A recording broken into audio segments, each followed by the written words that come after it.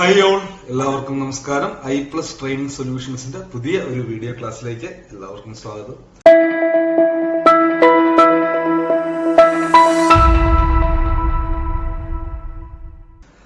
നമ്മൾ ഇന്നത്തെ ഈ ഒരു വീഡിയോയിൽ ഡിസ്കസ് ചെയ്യാൻ പോകുന്നത് നമ്മുടെ 1060/2025 കേട്ടോ, 1060/2025 ക്വസ്റ്റ്യൻ പേപ്പറിലെ കോപ്പറേറ്റീവ് ലോയുമായി ബന്ധപ്പെട്ട ക്വസ്റ്റ്യൻസ് ആണ്. ഓക്കെ, ബട്ട് ഞാൻ അതിനെ പറയുകയാണ്, ആ ഒരു പരീക്ഷ വളരെ സിമ്പിൾ ആയിരുന്നു. ഓക്കെ, എല്ലാവരും പറയും സാറേ സിമ്പിൾ ആയിരുന്നു, അടുത്ത പരീക്ഷ സിമ്പിൾ ആകുമോ? ഒരു ചാൻസും ഇല്ല.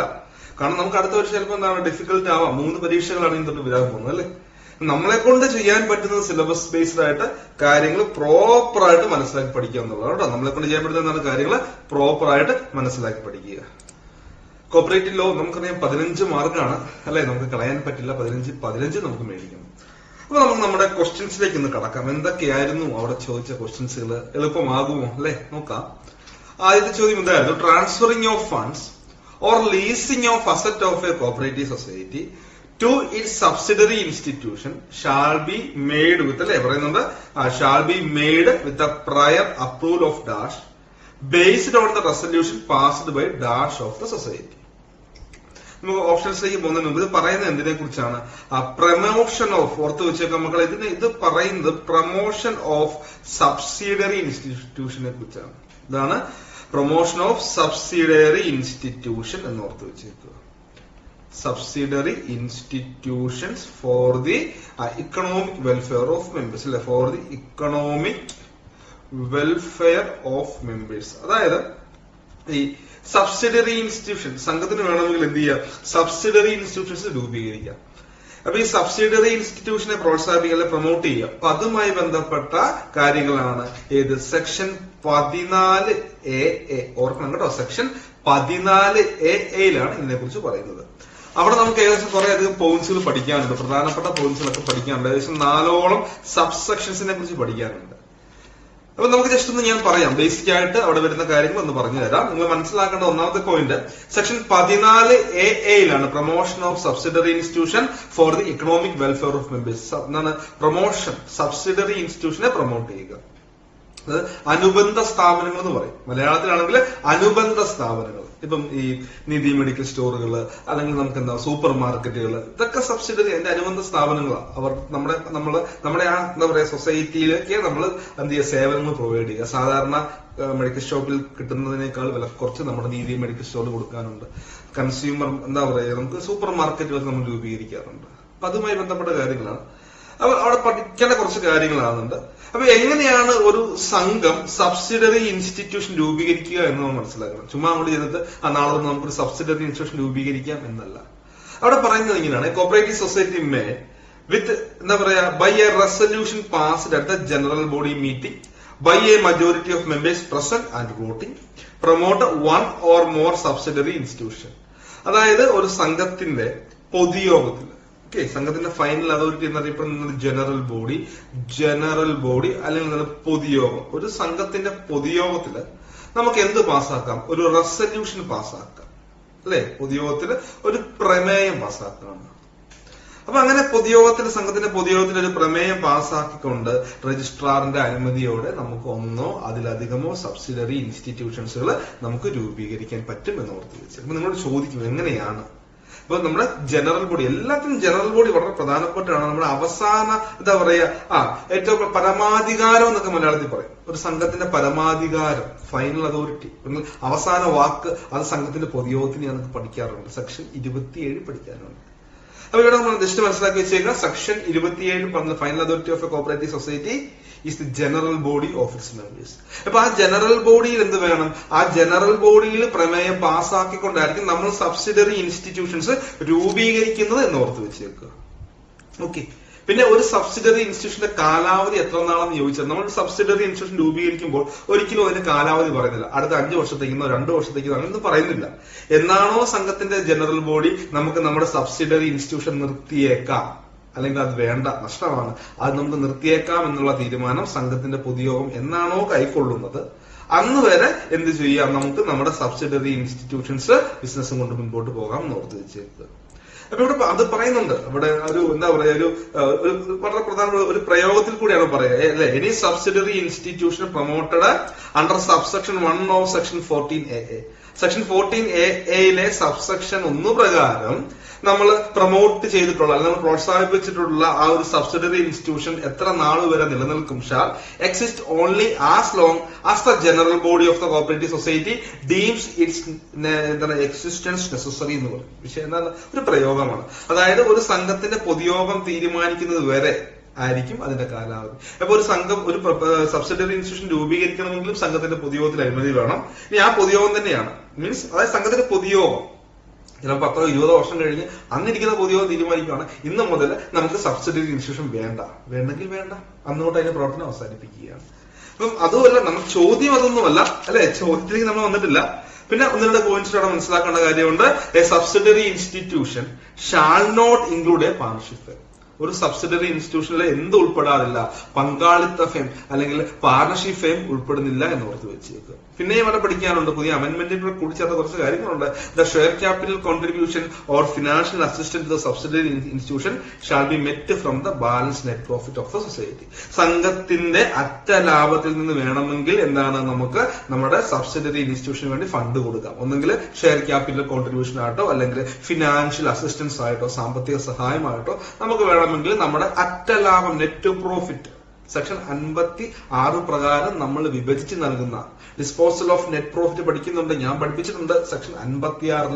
അതിൽ ഫണ്ട് ഉണ്ടെങ്കിൽ നമുക്ക് വേണമെങ്കിൽ നമ്മുടെ സബ്സിഡറി ഇൻസ്റ്റിറ്റ്യൂഷൻ വേണമെങ്കിൽ നമുക്ക് എന്ത് ചെയ്യാം? ഫണ്ട് കൊടുക്കാം. ഒന്നെങ്കിൽ ഷെയർ ക്യാപിറ്റൽ കോൺട്രിബ്യൂഷൻ ആയിട്ട് അല്ലെങ്കിൽ ഫിനാൻഷ്യൽ അസിസ്റ്റൻസ് ആണെന്ന് ഓർത്ത് വെച്ചേക്കുക. പിന്നെ നിങ്ങളോട് ചോദിക്കാൻ ചാൻസ് ഉള്ള ഒരു ചോദ്യമുണ്ട്. ആരാണ് ഒരു സബ്സിഡറി ഇൻസ്റ്റിറ്റ്യൂഷനിൽ ആരാണ് ഓഡിറ്റ്, ഇൻസ്പെക്ഷന്, വെരിഫിക്കേഷൻ ഒക്കെ നടത്തുന്നത്? എല്ലാവരും ഓഡിറ്റർ എന്ന് എഴുതാൻ പോകും, ഓർത്ത് വെച്ചേക്കുക. അവിടെ പറയുന്നുണ്ട് സെക്ഷൻ 14AA സബ്സെക്ഷൻ 2C പറയുന്നുണ്ട്. എന്താ പറയുക? The registrar shall conduct. Registrar ആണ് കണ്ടക്ട് ചെയ്യുന്നത് എന്ത്? Audit, inspection and verification of records in subsidiary institution. ഒരു സംഘത്തിന്റെ സബ്സിഡറി ഇൻസ്റ്റിറ്റ്യൂഷനില് ഓഡിറ്റ്, ഇൻസ്പെക്ഷൻ, വെരിഫിക്കേഷൻ ഇവ കണ്ടക്ട് ചെയ്യുന്നത് ആരാന്ന് ചോദിച്ചാൽ നിങ്ങൾ മനസ്സിലാക്കുക, അത് രജിസ്ട്രാർ ആണ്. ആരാണ്? രജിസ്ട്രാർ ആണ്. പഠിച്ചിട്ട് പോണം. ഓക്കെ, പഠിച്ചിട്ട് പോകണം. പിന്നെ സെക്ഷൻ 14AA സബ്സെക്ഷൻ 2E. ആ 2E-ലാണ് ഈ കാര്യം പറയുന്നത്. ഇതും അമെന്റ്മെന്റിൽ കൂടെ കൂട്ടിച്ചേർത്തിട്ടുള്ളതാണ്. Transferring fund or releasing of asset of a cooperative society to its subsidiary institution. അപ്പൊ നമുക്ക് ആദ്യം ക്വസ്റ്റ്യൻ മനസ്സിലാക്കാം. അതായത് ഒരു സംഘം അതിന്റെ ഫണ്ട് എന്താണ് സബ്സിഡറി ഇൻസ്റ്റിറ്റ്യൂഷൻ നൽകുകയോ അല്ലെങ്കിൽ ആ ഒരു സൊസൈറ്റിയുടെ അസറ്റ് ലീസിംഗിന് നമ്മുടെ സബ്സിഡറി ഇൻസ്റ്റിറ്റ്യൂഷൻ നൽകാം അല്ലെ. അങ്ങനെ നൽകണമെങ്കിൽ നമ്മൾ എന്ത് ചെയ്യണം? Shall be made with a prior approval of dash. അതായത് ആരുടെ മുൻകൂട്ടിയുള്ള അനുമതിയോടെ മാത്രമേ ഒരു സംഘത്തിന് അതിന്റെ ഫണ്ടോ അല്ലെങ്കിൽ അസറ്റോ അല്ലെ ഫണ്ട് ട്രാൻസ്ഫർ ചെയ്യാനോ അല്ലെങ്കിൽ അസറ്റ് ലീസിന് കൊടുക്കാനോ പറ്റുകയുള്ളൂ. അപ്പൊ ആരുടെ മുൻകൂട്ടിയുള്ള അനുമതി വേണം? ഓപ്ഷൻ എയിൽ പറയുന്നു രജിസ്ട്രാർ, ഓപ്ഷൻ ബിയിൽ പറഞ്ഞത് ആരാണ്? ഇത് രജിസ്ട്രാർ എന്ന് പറയുന്നു അല്ലെ. C government, D government. പിന്നെ നമ്മൾ മനസ്സിലാക്കേണ്ടത് ഇത് നിങ്ങൾക്ക് പെട്ടെന്ന് ആൻസർ കിട്ടും അല്ലെ. റെസല്യൂഷൻ എവിടെ പാസ്സാക്കുന്നതാണ്? റെസല്യൂഷൻ പാസ്സാക്കുന്നത് നമുക്കറിയാം എവിടെയായാലും ജനറൽ ബോഡിയിലാണ്. കാരണം ഒരു ജനറൽ ബോഡിയിൽ നമ്മൾ ആദ്യം റെസല്യൂഷൻ പാസ്സാക്കുന്നു. അതിന് നമുക്കറിയാം. അപ്പൊ മുൻകൂട്ടിയുള്ള അനുമതി ഓൾറെഡി മേടിക്കണം. ആരുടെ കയ്യിൽ നിന്നാണെന്ന് ചോദിച്ചാൽ നമ്മൾ ഈ പാസ്സാക്കിയിട്ടുള്ള റെസല്യൂഷന്റെ അടിസ്ഥാനത്തിൽ നമുക്ക് മുൻകൂട്ടി അനുമതി ആര് തരും? ഓപ്ഷൻ എ രജിസ്ട്രാർ, ഓപ്ഷൻ ബിയിൽ പറഞ്ഞത് രജിസ്ട്രാർ. അപ്പം ഏതായിരിക്കും ആൻസർ വരിക? വളരെ പ്രധാനപ്പെട്ട പോയിന്റ് ആണ്. ആരുടെ അനുമതിയോടെ ആയിരിക്കും എന്നാണ് പറയുക? വളരെ പ്രധാനപ്പെട്ടതാണ് കേട്ടോ. ഗവൺമെന്റിന്റെ അനുമതിയോടെ ആയിരിക്കും. ഓക്കെ, ഗവൺമെന്റിന്റെ അനുമതിയോടെ ആയിരിക്കും. മനസ്സിലാക്കുക. ഓക്കെ, ഇപ്പൊ ഗവൺമെന്റ് നമുക്ക് അവിടെ അനുമതി നൽകണം ജനറൽ ബോഡിയുടെ പാസ്സാക്കിയിട്ടുള്ള റെസല്യൂഷന്റെ അടിസ്ഥാനത്തിൽ. ഓർത്ത് നോക്കണം കേട്ടോ. അപ്പൊ എല്ലാ രജിസ്ട്രാർ വരുമ്പോ എല്ലാവരും രജിസ്ട്രാറിലേക്ക് പോകാൻ ചാൻസ് ഉണ്ട്. എല്ലാവരും രജിസ്ട്രാറിലേക്ക് പോകാൻ ഒരു ചാൻസ് കാണുന്നുണ്ട്. പക്ഷെ എന്താണ്? രജിസ്ട്രാർ അല്ല എന്ന് ഓർത്ത് വെച്ചേക്കുക, ഗവൺമെന്റ് ആണ്. അപ്പൊ ഗവൺമെന്റിന്റെ അനുമതി വേണം, മുൻകൂട്ടിയുള്ള അനുമതി വേണം. ജനറൽ ബോഡിയുടെ എന്താ പറയാ, ജനറൽ ബോഡിയിൽ നമ്മൾ റെസല്യൂഷൻ പാസ്സാക്കുകയും ചെയ്യുന്നുണ്ടെന്ന് ഓർത്ത് വെച്ചേക്കുക. ക്ലിയർ അല്ലേ?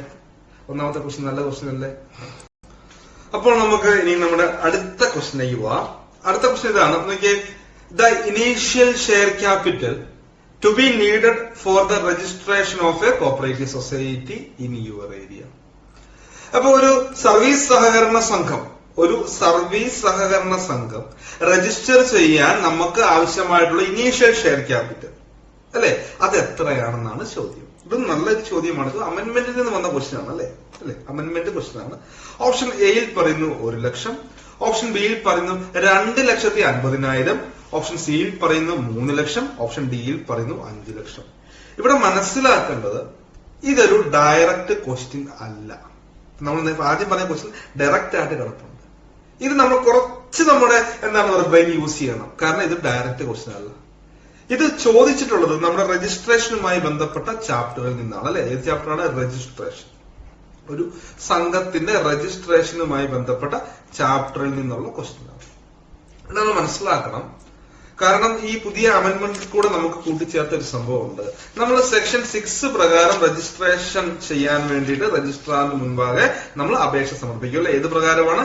ആ സെക്ഷൻ 6 പ്രകാരമായിരിക്കും. സെക്ഷൻ 6 പ്രകാരമാണ് നമ്മൾ രജിസ്ട്രാറിന് മുൻപാകെ നമ്മൾ അപേക്ഷ അപ്ലിക്കേഷൻ ഫോർ രജിസ്ട്രേഷൻ വകുപ്പ് 6 അതിന്റെ തനത് റൂള് എന്ന് പറയുന്നത് റൂള് 3 ആയിരിക്കും. അതിനുശേഷം സെക്ഷൻ 7 പ്രകാരമായിരിക്കും രജിസ്ട്രാർ നമുക്ക് സംഘം രജിസ്റ്റർ ചെയ്ത് തരുന്നത്. ക്ലിയർ അല്ലേ? സംശയമൊന്നുമില്ല. സെക്ഷൻ 7 പ്രകാരമായിരിക്കും രജിസ്ട്രാർ നമുക്ക് സംഘം രജിസ്റ്റർ ചെയ്ത് തരുന്നത്. അപ്പൊ നമ്മൾ സെക്ഷൻ 6 പ്രകാരം അതോടൊപ്പം റൂൾ 3 പ്രകാരം സെക്ഷൻ 6 റൂൾ 3 ഇത് പ്രകാരം നമ്മൾ ഫോം നമ്പർ 1 സംഘം രജിസ്റ്റർ ചെയ്യാൻ വേണ്ടിയുള്ള അപേക്ഷ നമ്മൾ രജിസ്ട്രാറിന്റെ മുൻപാകെ നൽകും. ശരിയല്ലേ? സംശയമൊന്നുമില്ല. അപ്പൊ ഇങ്ങനെ അപേക്ഷ കിട്ടിക്കഴിയുമ്പോൾ രജിസ്ട്രാർ എന്ത് ചെയ്യൂടെ? രജിസ്ട്രാർ കുറച്ച് കാര്യങ്ങൾ അപേക്ഷ അദ്ദേഹം സ്വീകരിക്കും. എന്നിട്ട് അദ്ദേഹം ഫോം നമ്പർ 2 എന്ന് പറയുന്ന ഒരു രജിസ്റ്റർ ഉണ്ട്. രജിസ്റ്ററിലേക്ക് അപേക്ഷയുടെ കാര്യങ്ങൾ എഴുതിയിട്ട് നമുക്കൊരു അക്നോളജ്മെന്റ് തന്നിട്ട് പിന്നെ ഇനി നമുക്ക് പണിയൊന്നുമില്ല. ഇനി പിന്നെ എല്ലാം രജിസ്ട്രാറിന്റെ കയ്യിലാണ്. അപ്പൊ രജിസ്ട്രാർ എന്ത് ചെയ്യും? രജിസ്ട്രാർ നമ്മൾ നൽകിയിട്ടുള്ള ഈ അപേക്ഷ അദ്ദേഹം പരിശോധിക്കും. ഞാൻ പറഞ്ഞ് മനസ്സിലാക്കി വെച്ചേക്കുക. നമ്മൾ നൽകിയിട്ടുള്ള അപേക്ഷ അദ്ദേഹം പരിശോധിക്കും. അങ്ങനെ ഈ അപേക്ഷ അദ്ദേഹം പരിശോധിക്കുമ്പോൾ സെക്ഷൻ 7 പറയുന്നത് അല്ലെ. അദ്ദേഹം കുറെ കാര്യങ്ങൾ നോക്കും. കുറച്ച് കണ്ടീഷൻസ് അല്ലെ കുറെ കാര്യങ്ങൾ നിയമപരമായിട്ടുള്ള കുറെ കാര്യങ്ങൾ നോക്കിയിട്ട് അതിൽ അദ്ദേഹം സാറ്റിസ്ഫൈഡ് ആണെങ്കിൽ മാത്രമേ അദ്ദേഹം നമുക്ക് സംഘം രജിസ്റ്റർ ചെയ്ത് തരികയുള്ളൂ. ആസ് പെർ സെക്ഷൻ 7 പ്രകാരമാണ് രജിസ്ട്രേഷൻ ചെയ്തു തരുന്നത്. അപ്പൊ നമ്മുടെ ഈ അപേക്ഷ രജിസ്ട്രാറിന്റെ കൈവശം കിട്ടുമ്പോൾ അദ്ദേഹത്തിന്റെ ക്യാബിനിൽ പോയിരുന്ന് കുറെ അധികം കാര്യങ്ങൾ നോക്കും. ആ കാര്യങ്ങൾ ഏതൊക്കെയാണെന്ന് വെച്ചാൽ ഒന്നാമതായിട്ട് അദ്ദേഹം നോക്കുന്ന കാര്യമുണ്ട് that the application complies with a provision of this act and rule. അതായത് നമ്മൾ നൽകിയിട്ടുള്ള അപേക്ഷ ഈ ആക്ടിലെയും റൂളിലെയും അല്ലെ ഈ വകുപ്പിലെയും ചട്ടങ്ങളിലെയൊക്കെ വ്യവസ്ഥകൾ പാലിക്കുന്നുണ്ടോ എന്ന് നോക്കും. ഫസ്റ്റ് കാര്യമാണ്. എന്താണ് അദ്ദേഹം നോക്കുന്ന ഫസ്റ്റ് കാര്യമാണ് ദാറ്റ് ദി ആപ്ലിക്കേഷൻ എന്താണ്? Complies complies with the provision that the application complies with the provisions എന്ന് പറയുന്നത്. അതായത് അദ്ദേഹം പറയുന്നുണ്ട് അദ്ദേഹം നോക്കും ഈ അപേക്ഷ നമ്മുടെ നിയമത്തിനും ചട്ടപ്രകാരം നിയമത്തിലും ചട്ടത്തിലും പറഞ്ഞിട്ടുള്ള വ്യവസ്ഥകൾ പാലിക്കുന്നുണ്ടോ അല്ലെ. That the application complies with the provision എന്ന് പറഞ്ഞാൽ വ്യവസ്ഥകളാണ്. എന്തിന്റെ? Of the act or rule. നമ്മുടെ നിയമത്തിലെ ചട്ടങ്ങളെ വ്യവസ്ഥകൾ ഈ അപേക്ഷ പാലിക്കുന്നുണ്ടോ? കുഴപ്പമില്ല. രണ്ടാമതായിട്ട് അദ്ദേഹം അവിടെ പരിശോധിക്കും എന്താണ്? That the object of the proposal society are in accordance with section 4. നമ്മൾ നൽകിയിട്ടുള്ള അല്ലെ സംഘത്തിന് അപേക്ഷ നമ്മൾ കൊടുത്തിട്ടുണ്ടല്ലോ, അതിലെ ലക്ഷ്യം എന്താണെന്ന് നോക്കും. അത് സെക്ഷൻ 4 പ്രകാരമല്ലേ അല്ലെ. The object of the proposal society are in accordance with section 4. Section 4 പ്രകാരം തന്നെയല്ലേ നമ്മൾ നൽകിയിട്ടുള്ള സംഘത്തിന്റെ അപേക്ഷയിലെ ലക്ഷ്യം. നമ്മൾ രൂപീകരിക്കാൻ പോകുന്ന സംഘത്തിന്റെ ലക്ഷ്യം എന്ന് പറയുന്നത് സെക്ഷൻ 4 പ്രകാരമല്ലേ. ഒബ്ജക്ട് അല്ലെ societies which may be registered. ഒരു സംഘത്തിന്റെ ലക്ഷ്യം എന്താണ്? നമ്മൾ ആദ്യം അറിയണം. ഒരു സഹകരണ സംഘം നമ്മൾ രൂപീകരിക്കാൻ പോവുകയാണ്. നമ്മുടെ പിന്നെ ലക്ഷ്യം എന്തായിരിക്കണം? എന്താണ്? Economic welfare of members. അതിലെ അംഗങ്ങളുടെ സാമ്പത്തിക താല്പര്യങ്ങൾ കാത്തു സൂക്ഷിക്കുക. എന്നുള്ളതാണ് ഒരു സംഘത്തിന്റെ ലക്ഷ്യം എന്ന് പറയുന്നത്.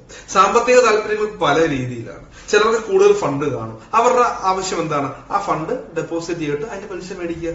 ചിലർക്ക് ലോൺ ആവശ്യമായിട്ടുണ്ട്. അവരുടെ ആവശ്യം എന്താണ്? ആ സംഘത്തിന് ലോൺ എടുക്കുക. അപ്പൊ ഒരു സംഘം ഒരു മീഡിയേറ്റർ ആയിട്ട് വരികയാണ്. അപ്പൊ അദ്ദേഹം നമ്മുടെ രണ്ടാമത്തെ കണ്ടീഷൻ എന്താണ്? സെക്ഷൻ 4 പ്രകാരമല്ലേ ഒബ്ജക്ട്. മൂന്നാമത്തെ കണ്ടീഷൻ അദ്ദേഹം നോക്കും എന്താണ്? ആ പ്രവർത്തന പരിധി ഓവർലാപ്പ് ചെയ്യുന്നുണ്ടോ?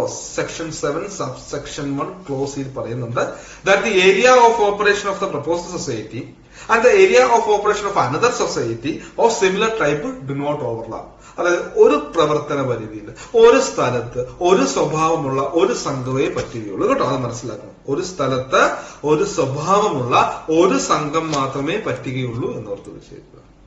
അതായത് നമ്മൾ ഒരു പി കാർഡ് ബാങ്ക് രജിസ്റ്റർ ചെയ്യാൻ അപേക്ഷ കൊടുക്കണമെന്ന് വിചാരിക്കുക.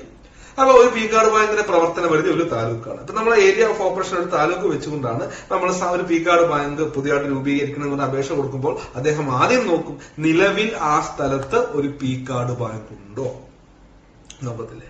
നിലവിൽ അവിടെ ഒരു പി കാർഡ് ബാങ്ക് ഉണ്ടോ? നിലവിൽ അവിടെ ഒരു പി കാർഡ് ബാങ്ക് ഉണ്ടെങ്കിൽ നമ്മുടെ അപേക്ഷ അദ്ദേഹം റിജക്ട് ചെയ്യും.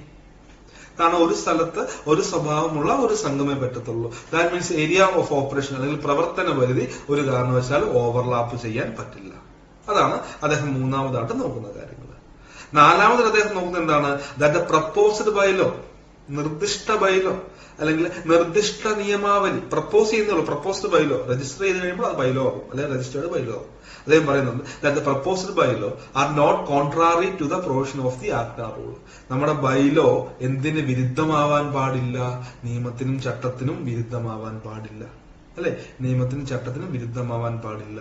അടുത്ത അദ്ദേഹം നോക്കുന്നതാണ് proposed society complies with the requirement of a sound business. ഒരു സൗണ്ട് ബിസിനസിന്റെ എല്ലാ ആവശ്യകതകളും അതെന്താണ് കംപ്ലൈ ചെയ്യുന്നുണ്ടോ? ഒരു സംഘം അതിന്റെ ബിസിനസ്, ഒരു സൗണ്ട് ബിസിനസിന്റെ എല്ലാ റിക്വയർമെന്റ്സുകളും എന്താണ് പറയുക, കംപ്ലൈ ചെയ്യുന്നുണ്ടോ? ഇത്രയും നോക്കും. നേരത്തെ ഇത്രയും കാര്യങ്ങളും ഉള്ളായിരുന്നു. ഇടയിൽ അമെന്റ്മെന്റിൽ കൂടെ കൂട്ടിച്ചേർത്തിട്ടുണ്ട്. ഇനിയുള്ള കാര്യമാണ് ഇവിടെ പഠിക്കേണ്ടത്. നമ്മൾ രൂപീകരിക്കാൻ പോകുന്നത് ഒരു ക്രെഡിറ്റ് സംഘമാണെങ്കിൽ, അല്ലെ? നമ്മൾ രൂപീകരിക്കാൻ പോകുന്നത് ഒരു ക്രെഡിറ്റ് സൊസൈറ്റി ആണോ നോൺ ക്രെഡിറ്റ് സൊസൈറ്റി ആണോ എന്ന് നോക്കണം, അല്ലെ? നമ്മൾ രൂപീകരിക്കാൻ പോകുന്നത് ഒരു ക്രെഡിറ്റ് സംഘമാണോ നോൺ ക്രെഡിറ്റ് സംഘമാണോ എന്ന് നമ്മൾ പരിശോധിക്കേണ്ടതുണ്ട്. ഇനി ഇവിടെ പറയുന്നുണ്ട് നമ്മൾ രൂപീകരിക്കാൻ പോകുന്നത് ഒരു ക്രെഡിറ്റ് സംഘമാണെങ്കിൽ, ഒരു ക്രെഡിറ്റ് സൊസൈറ്റി ആണെങ്കിൽ മിനിമം നമ്മൾ എത്ര രൂപ ഷെയർ ക്യാപിറ്റലായിട്ട് കളക്ട് ചെയ്യണം? മനസ്സിലാക്കണം. നമ്മൾ രൂപീകരിക്കാൻ പോകുന്നത് ഒരു ക്രെഡിറ്റ് സംഘമാണെങ്കിൽ നമ്മൾ എത്രയാണ് മിനിമം നമ്മൾ എത്ര രൂപ അവിടെ ഷെയർ ക്യാപിറ്റലായിട്ട് കോൺട്രിബ്യൂട്ട് ചെയ്യണം എന്ന് ചോദിച്ചാൽ ഓർത്ത് വെച്ചുക. ക്രെഡിറ്റ് സംഘമാണെങ്കിൽ മിനിമം നമ്മൾ 2.5 ലക്ഷം രൂപ കോൺട്രിബ്യൂട്ട് ചെയ്യണം. ക്ലിയർ ആകുന്നുണ്ടോ? 2,50,000 as മിനിമം കേട്ടോ. മിനിമം നമ്മൾ 2.5 ലക്ഷം രൂപ ഷെയർ ക്യാപിറ്റലായിട്ട് കോൺട്രിബ്യൂട്ട് ചെയ്യണം, കളക്ട് ചെയ്യണം. ഇനിയും ഒരു നോൺ ക്രെഡിറ്റ് സംഘമാണെങ്കിൽ ക്രെഡിറ്റ് സംഘം എന്ന് പറഞ്ഞാൽ വായ്പാ സംഘങ്ങൾ, വായ്പ കൊടുക്കാൻ വേണ്ടിയുള്ള സംഘങ്ങളെയാണ് ക്രെഡിറ്റ് സംഘം എന്ന് പറയുക. ഇനി നോൺ ക്രെഡിറ്റ് സംഘം എന്ന് പറഞ്ഞാൽ അത് വായ്പാ ഇതര സംഘങ്ങൾ. അതായത് നോൺ ക്രെഡിറ്റ് സംഘം എന്ന് പറഞ്ഞാൽ വായ്പ കൊടുക്കാൻ വേണ്ടിയുള്ള സംഘമല്ല. ക്ലിയർ? വായ്പ നൽകാൻ വേണ്ടിയുള്ള സംഘമല്ല നോൺ ക്രെഡിറ്റ് സൊസൈറ്റി എന്ന് ഓർത്ത് വെച്ചേക്കുക. ക്രെഡിറ്റ് സൊസൈറ്റി എന്ന് പറയുന്നത് വായ്പാ സംഘം. അപ്പൊ ക്രെഡിറ്റ് സംഘമാണെങ്കിൽ 2.5 ലക്ഷം രൂപ മിനിമം നമ്മൾ കളക്ട് ചെയ്യണം. ഇനി നോൺ ക്രെഡിറ്റ് സംഘമാണെങ്കിൽ 1 ലക്ഷം രൂപ മിനിമം കേട്ടോ. മിനിമം 1 ലക്ഷം രൂപ ഷെയർ ക്യാപിറ്റലായിട്ട് നമ്മൾ കളക്ട് ചെയ്യണം എന്ന് ഓർത്ത് വെച്ചേക്കുക. ഓക്കെ. അപ്പൊ ഇവിടുത്തെ ക്വസ്റ്റ്യൻ പറഞ്ഞ എന്താണ്? സർവീസ് കോപ്പറേറ്റീവ് സൊസൈറ്റി ആണെങ്കിൽ, ഇപ്പൊ സർവീസ് കോപ്പറേറ്റീവ് സൊസൈറ്റി ആണെങ്കിൽ എത്ര രൂപ minimum share capital, initial share capital വേണം. അപ്പൊ ഈ സർവീസ് കോപ്പറേറ്റീവ് സൊസൈറ്റി ഏത് ഗണത്തിൽ പെടുമെന്ന് മനസ്സിലാക്കണം. വേണ്ടേ? സർവീസ് കോപ്പറേറ്റീവ് സൊസൈറ്റി ഏത് ഗണത്തിൽ പെടുന്ന സംഘമാണ്? ക്രെഡിറ്റ് സംഘമാണോ നോൺ ക്രെഡിറ്റ് സംഘമാണോ? ഏതാണ്? ആ സർവീസ് കോപ്പറേറ്റീവ് സൊസൈറ്റി ഒരു ക്രെഡിറ്റ് സംഘമാണ്, ഒരു ക്രെഡിറ്റ് സൊസൈറ്റിയാണ് കേട്ടോ. അങ്ങനെ വേണം ഇതിനെ കണ്ടെത്താൻ. അതാ ഞാൻ പറഞ്ഞ ഇത് ഡയറക്റ്റ് ആയിട്ട് തന്നിട്ടുള്ള ഒരു ക്വസ്റ്റ്യൻ അല്ല. അപ്പൊ മനസ്സിലാക്കുക, നോൺ ക്രെഡിറ്റ് സംഘത്തിനാണെങ്കിൽ മിനിമം 1 ലക്ഷം രൂപയും ക്രെഡിറ്റ് സംഘമാണെങ്കിൽ മിനിമം 2.5 ലക്ഷം രൂപയും വേണം. അപ്പൊ സർവീസ് കോപ്പറേറ്റീവ് സൊസൈറ്റി ഒരു ക്രെഡിറ്റ് സംഘമാണ്. അതുകൊണ്ട് തന്നെ ഇടമക്കളെ എത്ര രൂപ വേണം? ആ 2.5 ലക്ഷം രൂപ കളക്ട് ചെയ്യണം, അല്ലെ? 2.5 ലക്ഷം രൂപ കളക്ട് ചെയ്യണം. ക്ലിയർ അല്ലേ? എങ്ങനെയാണ് ആൻസറിലേക്ക് വന്നതെന്ന് മനസ്സിലായോ? എങ്ങനെയാണ് ആൻസറിലേക്ക് വന്നത്? മിനിമം 2.5 ലക്ഷം രൂപ നമ്മൾ കളക്ട് ചെയ്യണം. കാരണം അത് ക്രെഡിറ്റ് സംഘമല്ലേ. ഇനി ഒരു കാര്യം കൂടി ഇവിടെ മനസ്സിലാക്കിയിട്ട് പോകണം. ഈ മിനിമം ഷെയർ ക്യാപിറ്റൽ എന്നുള്ള കണ്ടീഷൻ, അല്ലെ? മിനിമം ഷെയർ ക്യാപിറ്റൽ എന്ന് പറഞ്ഞ കണ്ടീഷൻ ചില സംഘങ്ങൾക്ക് ബാധകമല്ല. ഓക്കെ. മിനിമം ഷെയർ ക്യാപിറ്റൽ എന്ന് പറഞ്ഞ കണ്ടീഷൻ ചില സംഘങ്ങൾക്ക് ബാധകമല്ല. ഏതൊക്കെയാണ് ആ ചില സംഘങ്ങൾ? മിനിമം ഷെയർ ക്യാപിറ്റൽ ബാധകമല്ലാത്ത സംഘങ്ങൾ SC/ST സംഘത്തിന് ബാധകമല്ല, അല്ലെ? SC/ST സംഘത്തിന് ബാധകമല്ല. ഫിഷറീസ് സൊസൈറ്റീസ്, ഫിഷറീസ് സൊസൈറ്റീസിന് ബാധകമല്ല. SC/ST സംഘത്തിന് ബാധകമല്ല, ഫിഷറീസ് സംഘത്തിന് ബാധകമല്ല, വനിതാ സംഘങ്ങൾക്ക് ബാധകമല്ല. ഓക്കെ, വനിതാ സൊസൈറ്റിക്ക് ബാധകമല്ല. ഫിഷറീസിന് ബാധകമല്ല, SC/ST ബാധകമല്ല, വനിതാ സൊസൈറ്റീസിന് ബാധകമല്ല, ട്രാൻസ്ജെൻഡർ സൊസൈറ്റിക്ക് ബാധകമല്ല. ഓക്കെ, ട്രാൻസ്ജെൻഡർ സൊസൈറ്റിക്ക് ബാധകമല്ല. APCOS, primary Anand pattern milk cooperative society അല്ലെങ്കിൽ ആപ്കോസിന് ബാധകമല്ല. സ്കൂൾ ഓർ കോളേജ് സംഘം, സ്കൂള് അല്ലെങ്കിൽ കോളേജ് സംഘത്തിന് ബാധകമല്ല. ട്രഡീഷണൽ ഇൻഡസ്ട്രിയൽ കോപ്പറേറ്റീവ് സൊസൈറ്റിക്കും ബാധകമല്ല. ട്രഡീഷണൽ ഇൻഡസ്ട്രിയൽ കോപ്പറേറ്റീവ് സൊസൈറ്റിക്കും ബാധകമല്ല. അപ്പൊ ഇതൊന്ന് മനസ്സിലാക്കിയേക്കുക. ഓക്കെ, മിനിമം ഷെയർ ക്യാപിറ്റൽ എന്നുള്ള കണ്ടീഷൻ ബാധകമല്ലാത്ത സംഘങ്ങൾ ഏതൊക്കെയാന്ന് നോക്കുക. SC/ST സംഘത്തിന് ബാധകമല്ല. പിന്നെ പറഞ്ഞത് ഫിഷറീസ് സംഘത്തിന് ബാധകമല്ല, വനിതാ സംഘത്തിന് ബാധകമല്ല, ട്രാൻസ്ജെൻഡർ സംഘത്തിന് ബാധകമല്ല, APCOS primary Anand pattern milk cooperative societies ആപ്കോസിന് ബാധകമല്ല, സ്കൂൾ ആൻഡ് കോളേജ് സംഘത്തിന് ബാധകമല്ല, ട്രഡീഷണൽ ഇൻഡസ്ട്രിയൽ കോഓപ്പറേറ്റീവ് സൊസൈറ്റി. ഇത്ര എണ്ണത്തിന് മിനിമം ഷെയർ ക്യാപിറ്റൽ ബാധകമല്ല എന്ന് ഓർത്ത് വെച്ചേക്കുക. പിന്നെ നമുക്കറിയാം, ഒരു സംഘം രജിസ്റ്റർ ചെയ്യാനുള്ള അപേക്ഷ നൽകിക്കഴിഞ്ഞാൽ അപേക്ഷ ലഭിച്ച് 60 ദിവസത്തിനകമായിട്ട് രജിസ്ട്രാർ അതിന്മേൽ തീരുമാനം കൈക്കൊള്ളണം, അല്ലെ? ഇനി ആ അപേക്ഷ റിജക്ട് ചെയ്യുകയാണെങ്കിൽ സെക്ഷൻ 7 സബ്സെക്ഷൻ 2 പ്രകാരം റിജക്ട് ചെയ്ത് 15 ദിവസത്തിനകമായിട്ട് തനത് പാർട്ടിയെ അല്ലെങ്കിൽ ചീഫ് പ്രൊമോട്ടറെ അറിയിക്കണം എന്നും കൂടെ ഓർത്ത് വെച്ചേക്കുക. ഓക്കെ, നല്ല ക്വസ്റ്റ്യൻ അല്ലായിരുന്നു. അപ്പൊ നമ്മൾ ഇവിടെ ഒന്ന് ഐഡിയ അല്ലെങ്കിൽ നമ്മൾ കുറച്ച് ബ്രെയിൻ യൂസ് ചെയ്യേണ്ട ക്വസ്റ്റ്യൻ ആണ്, ഡയറക്റ്റ് ക്വസ്റ്റ്യൻ അല്ല. നമുക്ക് അടുത്ത ക്വസ്റ്റ്യൻസിലേക്ക് പോകാം. ഓക്കെ, അടുത്തത് നല്ല അടിപൊളി ഒരു ക്വസ്റ്റ്യൻ ആയിരുന്നു. കാരണം ഞാൻ ഒരുപാട് നമ്മുടെ ക്ലാസ്സുകളിലൊക്കെ കുട്ടികളോട് പഠിക്കണം എന്ന് പറഞ്ഞൊരു ക്വസ്റ്റ്യൻ തന്നെയാണ്.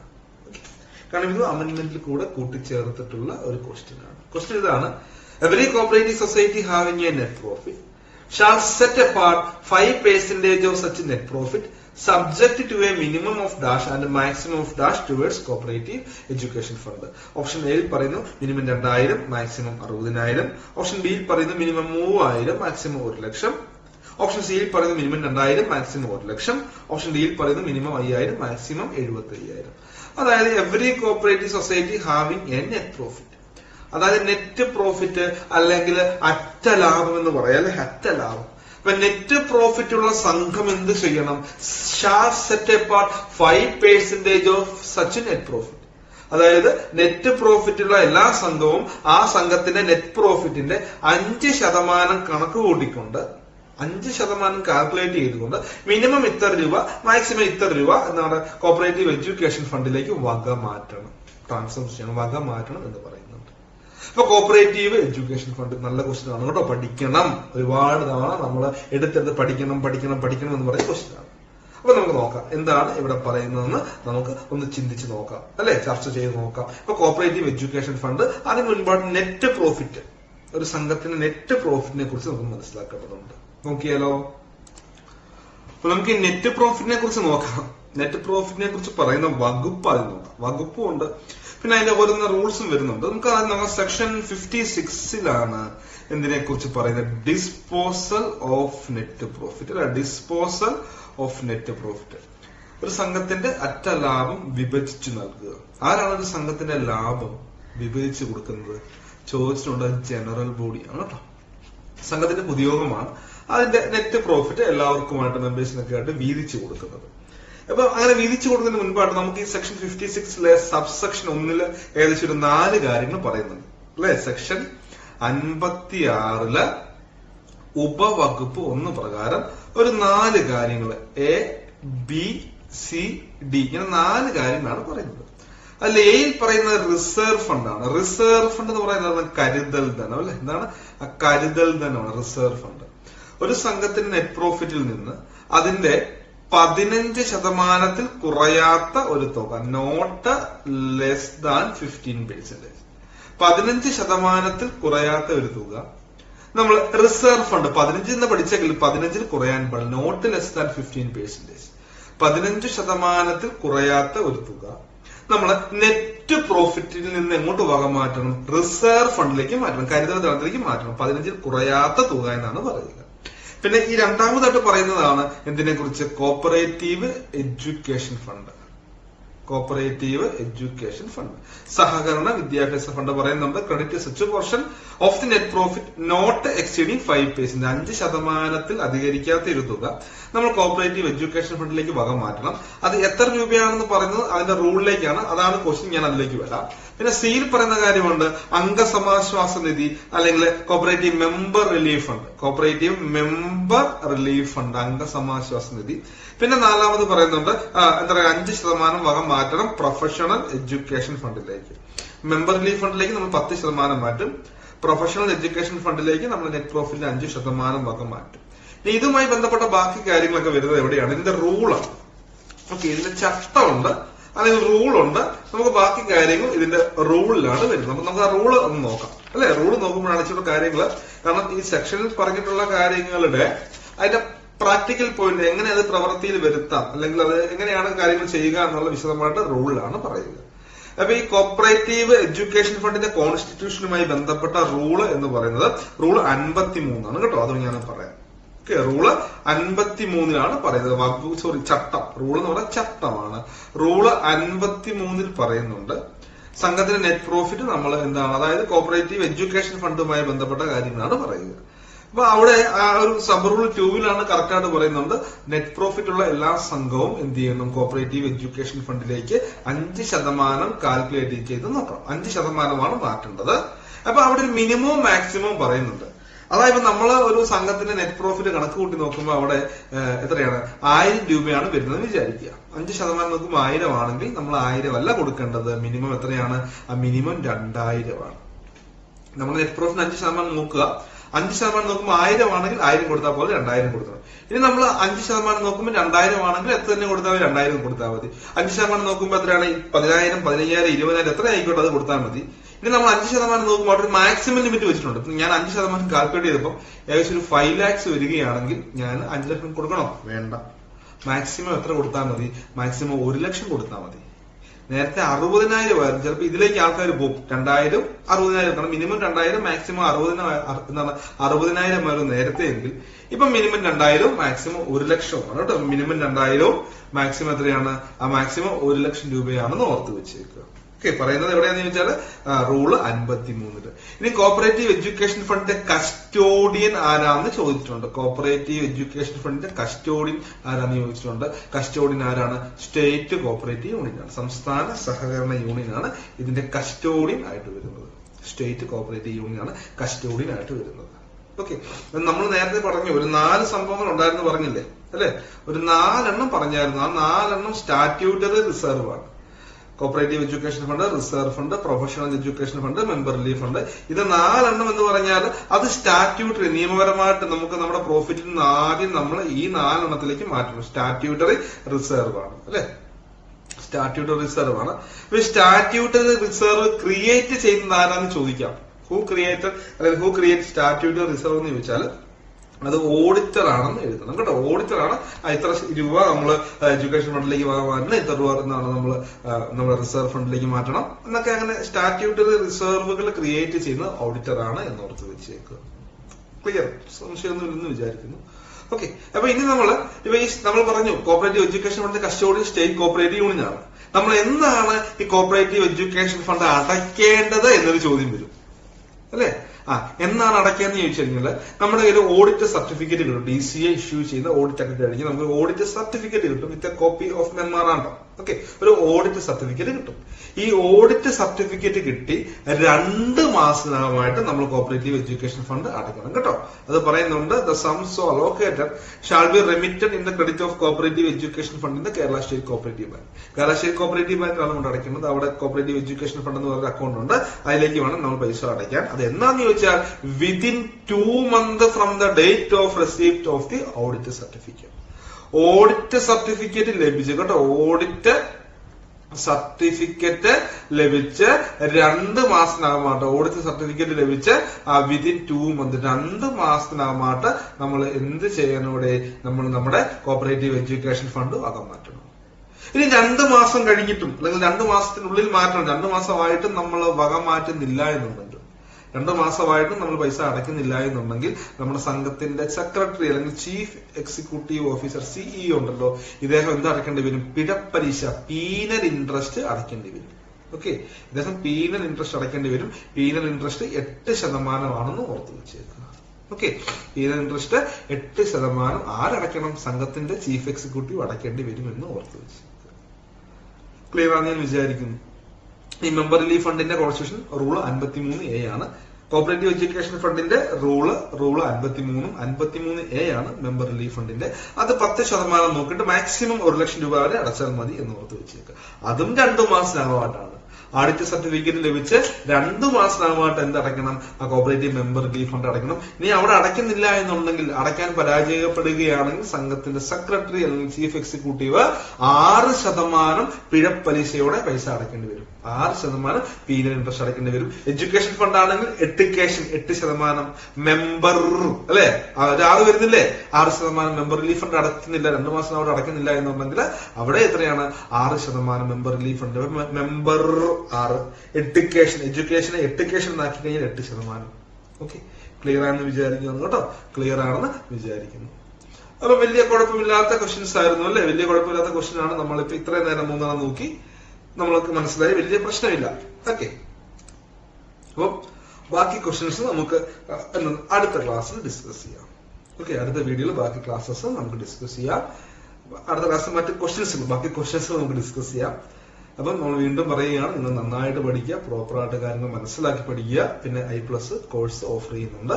Record syllabus based record classes, അതിന്റെ ലൈവ് ക്ലാസ്സസ്, മെന്ററിന്റെ സഹായം നിങ്ങൾക്ക് ഉണ്ടായിരിക്കും, മോഡൽ എക്സാംസുകൾ, എല്ലാ കാര്യങ്ങളും പ്രൊവൈഡ് ചെയ്തുകൊണ്ട്, അതായത് ഒരു കംപ്ലീറ്റ് പാക്കേജോടെയാണ് നമ്മൾ ഇവിടെ കോഴ്സ് ഓഫർ ചെയ്യുന്നത്. അപ്പം നമ്മൾ താഴെ ഡിസ്ക്രിപ്ഷൻ ബോക്സിൽ ലിങ്ക് നൽകിയിട്ടുണ്ട്. അതിൽ കൂടെ നമുക്ക് നമ്മുടെ ടീമിനെ കോൺടാക്ട് ചെയ്യാം, അല്ലെങ്കിൽ ഈ നമ്പറിൽ കോൺടാക്ട് ചെയ്യാം. 8606445522. ഓക്കെ, 8606445522 എന്ന നമ്പറിൽ കോൺടാക്ട് ചെയ്താൽ നമ്മുടെ ടീമുമായിട്ട് നിങ്ങൾക്ക് എന്താണ് നമ്മുടെ കോഴ്സിനെ കുറിച്ച് മനസ്സിലാക്കാൻ പറ്റുന്നതായിരിക്കും. വളരെ ചുരുക്കം ഒരു ഫീസിൽ മാത്രമാണ് നമ്മൾ ഈ കോഴ്സ് ഓഫർ ചെയ്യുന്നത്. അപ്പൊ എല്ലാവരും മാക്സിമം നന്നായിട്ട് ക്ലാസ്സസ് കണ്ട് പഠിക്കുക. Okay, thank you. എല്ലാവർക്കും ഓൾ ദി ബെസ്റ്റ്.